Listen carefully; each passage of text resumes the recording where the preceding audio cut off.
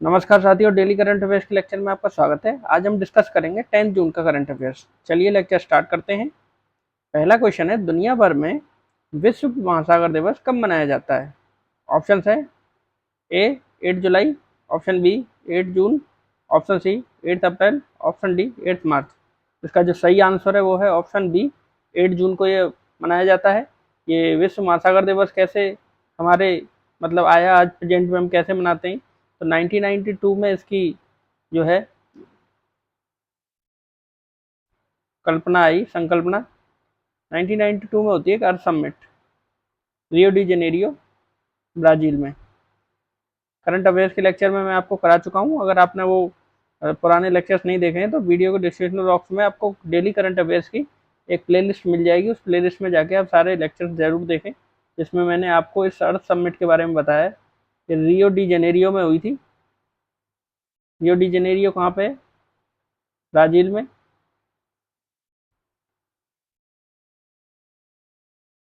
UN की ये summit थी इन्वायरमेंट के लिए।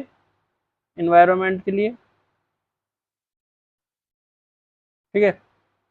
अब इसमें क्या होता है, कई ऐसी संस्थान बनती हैं, कई ऐसे इंस्टीट्यूट बनते हैं जो इन्वायरमेंट को या ओवरऑल इन्वायरमेंट को प्रोटेक्ट करें। ओशन को करें, आपके फॉरेस्ट को करें, आपके वेदर के कंडीशन को, क्लाइमेट से रिलेटेड हो, या इसमें आपको हम देखें कि पॉल्यूशन से रिलेटेड है, बहुत सी चीज़ें, डेजर्टिफिकेशन है, कई मुद्दों पे यहाँ पे इंस्टीट्यूट बने। तो उनमें से इसकी भी कल्पना वर्ल्ड ओशन डे की इसमें ही आती है। अब कौन लाता है इस संकल्पना को? संकल्पना लेके आते हैं, एक होता है international centre for ocean development, ये कनाडा का है, और एक है ocean institute of Canada, OIC। ये दो लेके आते हैं संकल्पना को। इस संकल्पना को अपनाया जाता है और 2002 में एक्चुअल में इसको लोग अपनाते हैं, इसकी स्थापना होती है। ठीक है। और ये मतलब कहते हैं प्रैक्टिकलिटी में आता है। लेकिन जो यूएन है, यूएन इसको मान्यता देता है 2007 में। इसको मान्यता दे देता है कि हम वर्ल्ड ओशन डे मनाएंगे प्रत्येक वर्ष। तो उसी दिन से ये है 8 जून से अपनाया जा रहा है और मनाया जा रहा है, क्योंकि इस दिन यूएन ने भी इसको मान्यता दी और ये 2002 से ही चल रहा है इसका ओशन डे मनाने का। कौन ने प्रपोज किया? ICOD और OIC, ये दो संस्थानों ने इसको प्रपोज किया था। अगर हम इसकी थीम देखें अब की बार, कि जो इसकी थीम है वो क्या है? अवेकनिंग, अवेकन इन डेप्थ, इस बार की इसकी थीम है, ये याद रखिएगा। ओशन से रिलेटेड है। ओशन देखिए, ओशियन का टेम्परेचर बढ़ रहा है, ओशन में कोई पॉल्यूशन है, कोई ओशन जीव हैं, जंतु हैं, उनके बारे में, ओशन में कोऑर्डिनेशन बनाना है, उसमें कुछ भी करना है, तो ये जो है इसके ऊपर इसको बनाने के लिए, सहमति रखने के लिए, आपस में ओशन के प्रति एक दृष्टिकोण बनाने के लिए ये वर्ल्ड ओशन डे मनाया जाता है। ठीक है। अगला क्वेश्चन देखते हैं। क्वेश्चन नंबर 2 है, संयुक्त राष्ट्र महासभा ने निम्न में से किस देश को संयुक्त राष्ट्र सुरक्षा परिषद के नए अस्थायी सदस्य के रूप में चुना है? अस्थायी सदस्य मैंने आपको संयुक्त राष्ट्र जो है यूएन के ऑर्गन्स कराए थे, उनमें सिक्योरिटी काउंसिल भी करवाया था, जिसमें मैंने बताया था कि 5 तो होते हैं स्थायी, स्थायी सदस्य होते हैं 5 तो, और 10 होते हैं अस्थायी। तो उन 10 में से अभी इसमें से हमें देखना है कि कौन सा बना है। ऑप्शन देख लेते हैं। ऑप्शन ए है Pakistan, option B Denmark, option C Panama, option D all of them. इसका जो सही आंसर है वो है option D all of them. ये तीनों ही बने हैं, साथ में ग्रीस भी बना है और सोमालिया ये भी बना है। तो ये करीब 5 जो देश हैं ये अभी क्या बने हैं, अस्थायी सदस्य बने हैं यूएन की सिक्योरिटी काउंसिल में। जो 10 होते हैं वो इसमें से ये 5 ये बने हैं। ठीक है। ये हर साल चेंज होते रहते हैं, तो उस हिसाब से रिपीटेशन में चलता रहता है। अगला क्वेश्चन देख लेते हैं। क्वेश्चन नंबर 3 है, सिफ्थ कोर समारा किस खेल से संबंधित है?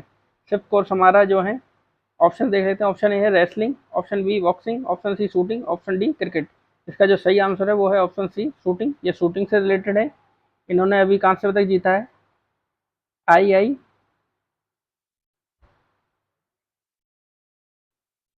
सॉरी, ISSF वर्ल्ड कप में 2024। ये ISSF वर्ल्ड कप कहाँ हो रहा है? म्यूनिक में। म्यूनिक कहाँ है? जर्मनी में। ठीक है। ये ISS, इसका फुल फॉर्म क्या है? International shooting sports federation. ठीक है। इसके तहत ये वर्ल्ड कप हो रहा है, उसमें इन्होंने कांस्य पदक जीता है। कौन सा पदक जीता है? कांस्य। चलिए अगला क्वेश्चन देखते हैं। क्वेश्चन नंबर 4 है, हाल ही में किस प्रख्यात वन्य जीव विज्ञानी का निधन हुआ है? एक प्रख्यात जीव विज्ञानी है, इनका अभी वाइल्ड लाइफ बायोलॉजिस्ट उनका निधन हुआ है। ऑप्शन देख लेते हैं। Option A AJT John Singh, option B Billy Arjan Singh, option C Kailash Sankhala, option D James Edward Corbett. इसका जो सही आंसर है वो है ऑप्शन ए एजेटे जॉन सिंह।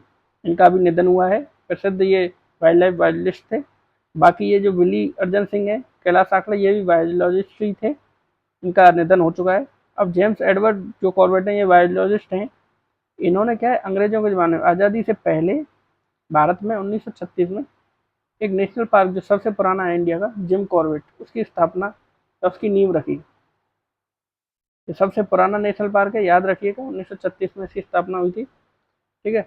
अगला क्वेश्चन देखते हैं। क्वेश्चन नंबर 5 है, हाल ही में किस नियामक संस्थान ने निवेशकों के लिए सारथी 2.0 मोबाइल ऐप लॉन्च किया है? ऑप्शन है, option A RBI, option B TRAI, option C IRDAI, option D SEBI. इसका जो सही आंसर है वो है ऑप्शन डी सेबी। सेबी ने इसको लॉन्च किया है इन्वेस्टर्स के लिए। भाई इन्वेस्टर्स को कौन रेगुलेट करता है? सेबी। ये रेगुलेटरी अथॉरिटी है इन्वेस्टर के लिए। जो शेयर मार्केट होता है, शेयर बाजार, उसमें जो इन्वेस्ट कर रहे हैं, जो ट्रेड कर रहे हैं, वो सबका क्या देखती है? ये सेबी देखती है। सेबी के अभी चेयरमैन कौन है? माधवी कुमारी बुच। याद रखिएगा, अभी हाल ही में बनी है। ठीक है। अगर हम सेबी के बारे में और कुछ जाने तो सेबी जो है, इसकी फुल फॉर्म है सिक्योरिटी एंड एक्सचेंज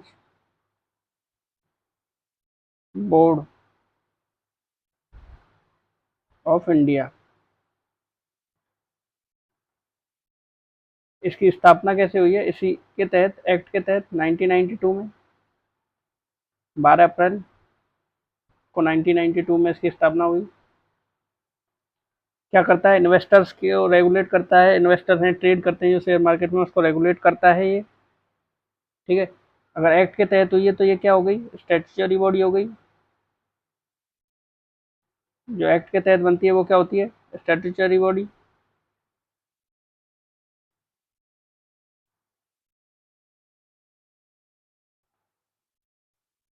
ठीक है। इसके बारे में ये नॉर्मल जो है कुछ चीज़ें, एक इसका हेडक्वार्टर मुंबई में है, ये भी याद रखिएगा। बेसिक चीज़ें जो हमें याद रहनी चाहिए। इसके रीजनल हेडक्वार्टर्स भी हैं अहमदाबाद, कोलकाता, चेन्नई और दिल्ली में, अगर आप याद करना चाहें तो। अहमदाबाद,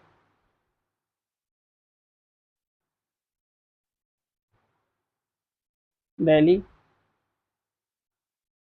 चेन्नई और कहाँ है? कोलकाता। ठीक है। ये सेबी के बारे में है। अगर हम आरबीआई के बारे में जानें, आरबीआई, इसकी स्थापना कैसे हुई? आरबीआई एक्ट के तहत। आरबीआई एक्ट कब आया? 1934 में, 1 अप्रैल 1935 में ये क्या आई? स्टार्ट, या हम कहें प्रेजेंट में आई। पहले ये क्या थी? प्राइवेट थी। बाद में 1949 में इसको क्या कर दिया? नेशनलाइज कर दिया। ठीक है। और उसके तहत ये नेशनलाइज हो गई। अगर आरबीआई के वर्किंग हम देखें, पहला तो ये काम क्या करती है? बैंक नोट इश्यू करती है। ठीक है, मॉनेटरी पॉलिसी बनाती है,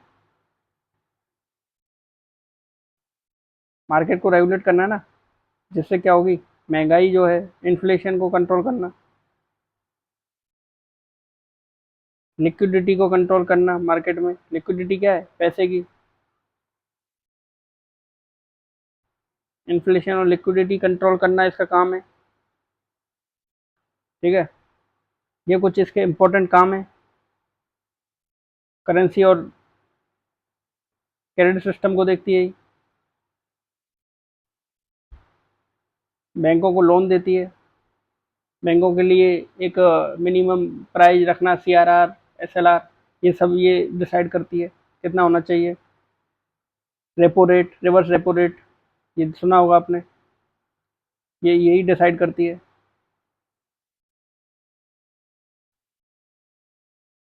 अब ये repo rate, reverse repo rate किसके आधार पे होती हैं, इसका अगर मैं बताऊं आपको, तो मॉनेटरी पॉलिसी, एक मॉनेटरी पॉलिसी कमिटी होती है, इसके आधार पे ही ये तय होती हैं। अब ये कमिटी बनी कब थी, 2016 में, 2016 में ये बनी थी। इसका काम क्या है, इन्फ्लेशन को टारगेट करना, इसके लिए रेपो रेट और रिवर्स रेपो रेट को रिवाइज करते रहते थे, बैंक रेट को, बैंक इंटरेस्ट रेट को। तो इसमें अगर हम देखें तो एक टारगेट बनाते हैं कि इन्फ्लेशन जो है 4% plus minus two, plus minus two का मतलब है कि दो कम हो जाए, मतलब टू हो जाए इन्फ्लेशन, 2% या 6% तक, इतना एक वो हो सकता है, पर ये टारगेट है कि इतना इनको अचीव करना है। तो ये मॉनेटरी पॉलिसी एक कमिटी बनाई गई थी जिससे कि इसको क्या किया जाए, कंट्रोल किया जाए इन्फ्लेशन को। ठीक है, इसमें आपके चेयरमैन तो रहते ही हैं आरबीआई के, आरबीआई चेयरमैन के अलावा बाकी 3 सदस्य होते हैं आरबीआई से, और 3 गवर्नमेंट से होते हैं। ठीक है, अगर हम इसमें देखें, ये 6 मेंबर्स कमिटी होती है। अब 3 आरबीआई के हो गए, तो मतलब एक आरबीआई के चेयरमैन के समेत ये हो गया। ये आज जो एक्स ऑफिसियो होते हैं चेयरमैन, इसलिए 3 आरबीआई से होते हैं और 3 गवर्नर से, और ये होते हैं एक्स ऑफिसियो चेयरमैन। अभी हम चेयरमैन के अगर देखें तो कौन है इनके, आरबीआई के, शशिकांत दास, ये भी याद रखिएगा। ठीक है, ये आरबीआई की कुछ इंपॉर्टेंट चीज़ें हैं जो याद रखिएगा, क्वेश्चन पूछ लिया जा सकता है। अब हम अगर देखें, हमने आरबीआई देख लिया, अब ट्राई, टीआरआई देखते हैं।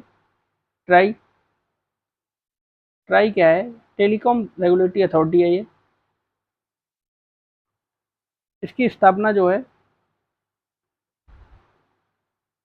20 फरवरी 1997 में होती है। किसके तहत होती है, टेलीकॉम रेगुलेटरी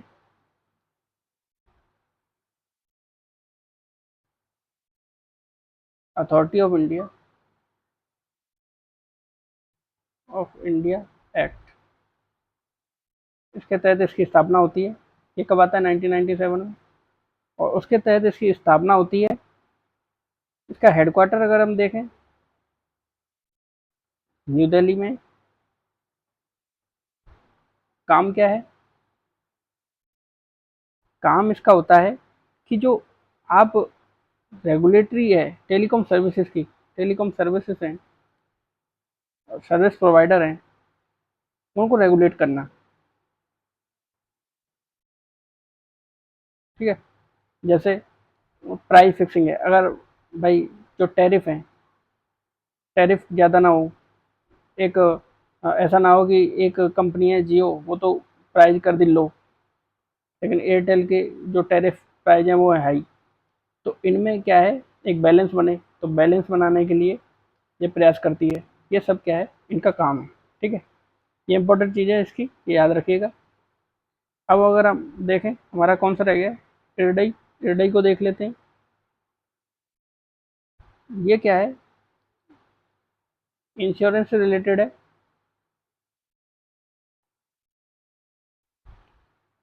इसकी स्थापना होती है 1999 में, इरडई, और ये जो है इरडई एक्ट के तहत होती है।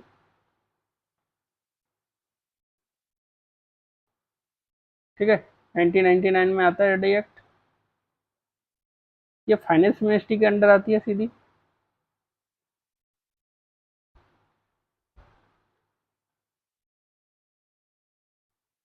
ठीक है, इसका जो एक्चुअल काम क्या है, ये प्रोटेक्ट करती है इंश्योरेंस जो कस्टमर है, कस्टमर्स को के इंटरेस्ट को क्या करती है, को प्रोटेक्ट करती है।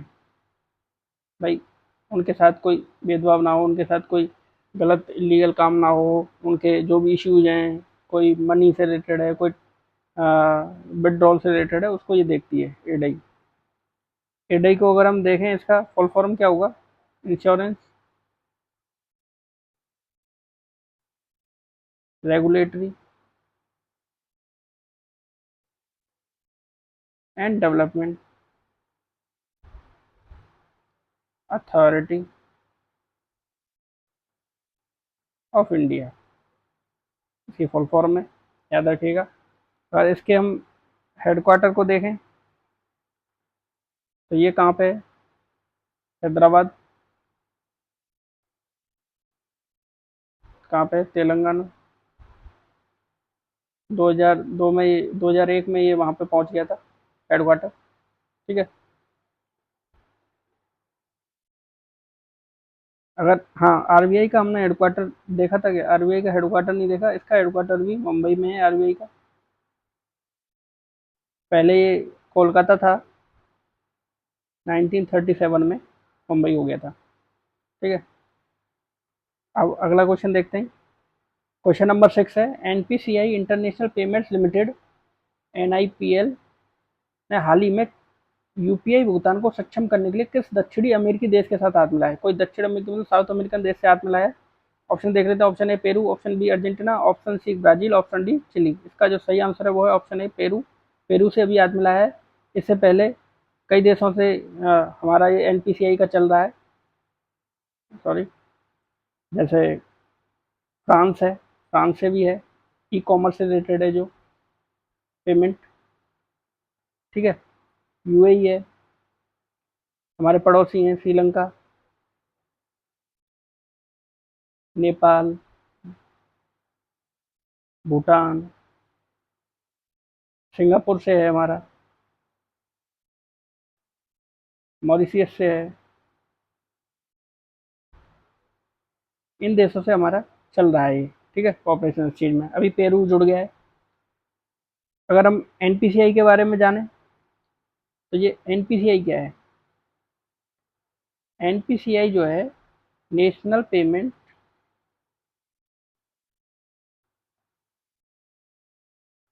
कॉरपोरेशन, कॉरपोरेशन ऑफ इंडिया, ये है। इसकी स्थापना जो है 2007 में होती है। आरबीआई,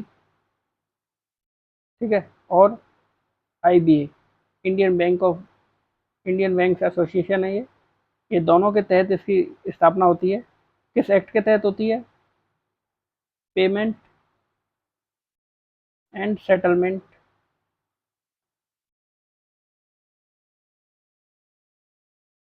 सिस्टम एक्ट 2007 के तहत होती है इसकी स्थापना। ये नॉन फॉर प्रॉफिट कंपनी के है, तो इसलिए नॉन फॉर प्रॉफिट कंपनी है तो ये कंपनी एक्ट के तहत भी रजिस्टर्ड है, 1956। ठीक है, उसके तहत है, जिसको संशोधित करके कंपनीज एक्ट को 2013 में संशोधन कर दिया था। तो उसके तहत भी ये क्या है, नॉन फॉर प्रॉफिट कंपनी है, नॉट फॉर प्रॉफिट। ये प्रमोट करती है यूपीआई को विभिन्न देशों में सभी के साथ मिलके, जिससे कि ज़्यादा से ज़्यादा इसका क्या हो, विस्तार हो। ठीक है, 2016 में जाके ये ब्रॉड लेवल पे अपना काम चालू करती है, ब्रॉड बेस बन जाता है इसका। ब्रॉड बेस का मतलब है 56 बैंक से इसका टाइप हो जाता है। ये अगला क्वेश्चन देखते हैं। क्वेश्चन नंबर 7 है, हाल ही में भारत ने किन देशों के साथ बायो फार्मास्यूटिकल्स गठबंधन शुरू किया है। ऑप्शन देख लेते हैं। ऑप्शन ए है China, Russia, Brazil. Option B USA, UK, Israel. Option C USA, Japan, South Korea. Option D UAE, France, Australia. इसका जो सही आंसर है वो है ऑप्शन सी यूएसए, जापान और साउथ कोरिया के साथ इन्होंने किया है इंडिया ने। 2020 में आपने देखा होगा कोविड में दवाइयों की बड़ी किल्लत हो गई थी, ठीक है। तो दवाइयों की जो किल्लत हुई थी, इसी को देखते हुए इन देशों ने मिलके एक टारगेट बनाया है कि ऐसी किल्लत ना हो, ऐसी समस्या ना हो, तो सेल्फ सफिशिएंट बन सकें। इसी के प्रयास करेंगे मिलके, तो इसलिए ये किया गया है, ठीक है। अगला क्वेश्चन देखते हैं। क्वेश्चन नंबर 8 है, हाल ही में खबरों में रही मिनटमैन थर्ड अंतर महाद्वीपीय बैलिस्टिक मिसाइल आईसीबीएम किस देश द्वारा विकसित की गई है? ऑप्शन है, option A Russia, option B China, option C Australia, option D USA. इसका जो सही आंसर है वो है ऑप्शन डी यूएसए। यूएसए की है ये, 13,000 किलोमीटर की रेंज है इसकी, ठीक है। और अंतर महाद्वीपीय मतलब इंटरकॉन्टिनेंटल, एक महाद्वीप से दूसरे महाद्वीप में इसको लॉन्च किया जा सकता है। इतनी दूरी पे ये अपना जो है टारगेट अचीव कर सकते हैं, इसलिए ये अंतर महाद्वीपीय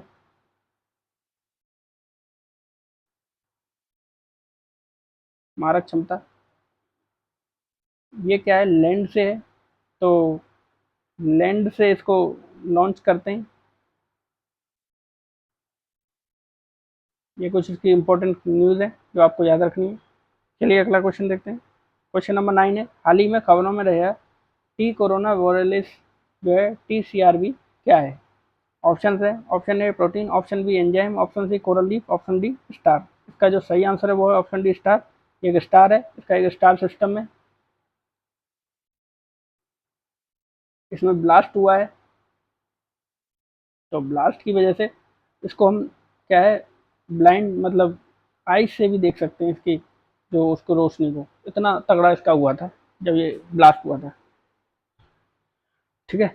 ये आज का हमारा लेक्चर है। अगर आपको ये अच्छा लगा हो वीडियो तो इसको लाइक कीजिए और हमारे चैनल को सब्सक्राइब जरूर कीजिए और ज़्यादा से ज़्यादा लोगों के लिए इसको शेयर कीजिए। इसका जो PDF है आपको टेलीग्राम चैनल पर मिल जाएगा, वीडियो के डिस्क्रिप्शन बॉक्स में टेलीग्राम चैनल की लिंक है, उस पर जाके आप इसका PDF पढ़ सकते हैं। और साथ ही जो भी हमारी सब्जेक्ट्स चल रही हैं उनके जो भी लेक्चर्स हैं और या PDF हैं वो टेलीग्राम चैनल पर मिल जाएंगे, और लेक्चर्स की वीडियो है वो प्ले लिस्ट मिल जाएगी आपको उसके वीडियो के डिस्क्रिप्शन बॉक्स में। सब्जेक्ट वाइज हमने प्ले लिस्ट डाल रखी है, उसमें जाके आप सभी सब्जेक्ट्स के ओल्ड लेक्चर्स देख सकते हैं। धन्यवाद।